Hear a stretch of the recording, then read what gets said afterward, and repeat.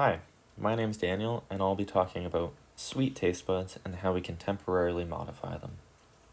First, we need to understand how the perception of sweet taste works. So, something sweet like glucose will enter the mouth and bind to one of two sweet taste receptors, T1R2 or T1R3.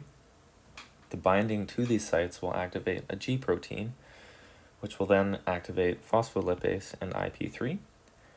This will trigger the release of intracellular calcium, and this will help to open voltage-gated ion channels, which will work to create an action potential. This action potential will then release ATP, and the ATP that is released will signal adjacent neurons and send sweet taste perception to the brain. Now for how we can modify our sweet taste buds, and it's actually through a fruit, and this fruit is called Syncypalum dulcificum, or the miracle berry. It contains a protein called miraculin that binds to your sweet taste buds for up to an hour and alters your perception of taste.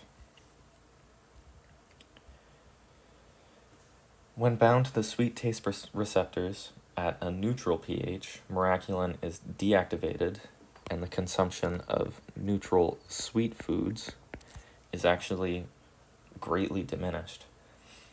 So miraculin acts as an inhibitor to the sweet taste receptors at a neutral pH, so you don't really taste sweet things at a neutral pH when miraculin is bound. But in an acidic pH, miraculin actually acts as a ligand for the sweet taste receptors and activates them. And when is the environment in our mouth acidic? It's when we eat something sour. The exact mechanism by which miraculin works isn't known yet, but when sour foods are consumed while having miraculin bound to the sweet taste receptors, the protons help to create a structural change within the receptors, and a full sweet perception signal is sent to the brain. I've tried it, it works. Lemon juice tastes just like sugar.